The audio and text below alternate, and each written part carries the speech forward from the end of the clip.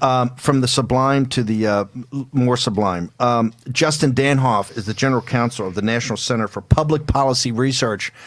This guy's a warrior. He's engaged in the economic war the Chinese Communist Party is running on your life. If you don't have a job, if you're being laid off, if you're getting unemployment, if your pension is now zero, remember this guy's like Justin Danhoff out there to protect you. He's also a shareholder in BlackRock, and today he was at the annual. Why is BlackRock important? BlackRock is the largest kind of money manager in the world, $1 trillion worth of assets. They direct many of the pension funds in the United States, and they are putting a whole lot of money into China and the Chinese Communist Party companies. Justin Danhoff is there to protect your interests. Tell us what happened today, Justin.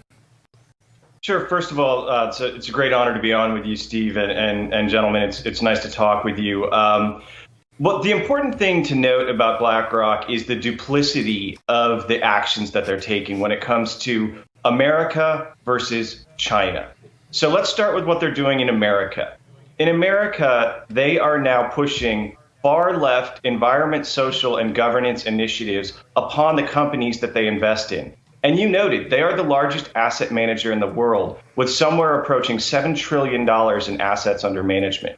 So what they're doing is they're pushing this extra governmental cost for companies that they invest in to comply with Larry Fink, the CEO of BlackRock's worldview of these ESG issues. And so at a time when we're facing the greatest economic crisis since the Great Depression, they're adding costs on American businesses.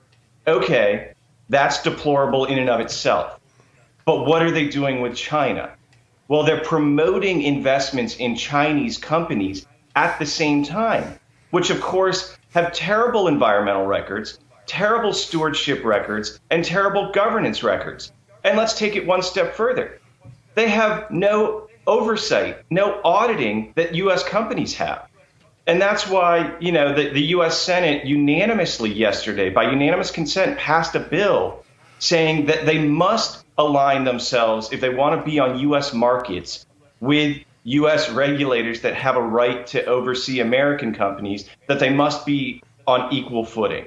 So the Public Company Accountability Oversight Board, that's the organization that has the right to audit publicly traded companies here in the States.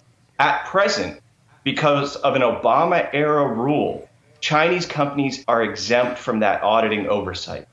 And so I brought this issue to the floor of the BlackRock shareholder meeting today, and I asked Larry Fink a very simple question. I said, can you square these two actions? Can you square putting extra ESG pressure and extra compliance costs on American companies while you're promoting Chinese companies and giving them a path? Square those two issues, and they refuse to answer the question.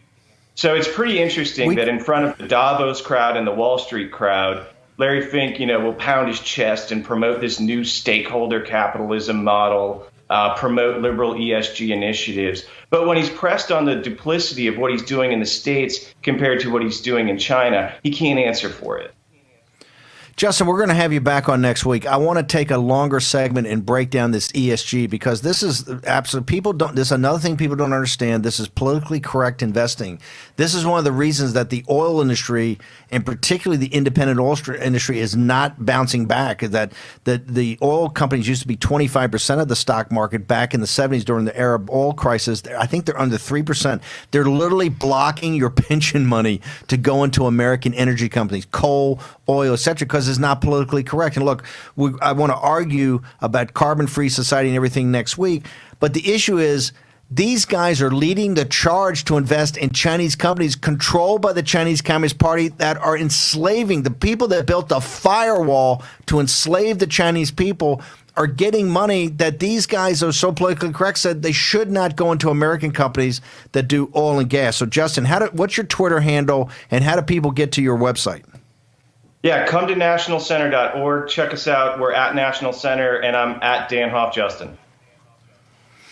Justin Danhoff, one of the great new heroes. This is what a fourth turning is about. People you never heard of before at the forefront. This is another Rosemary Gibson. You're going to be hearing this name a lot. Justin, thank you very much for joining us on War Room Pandemic.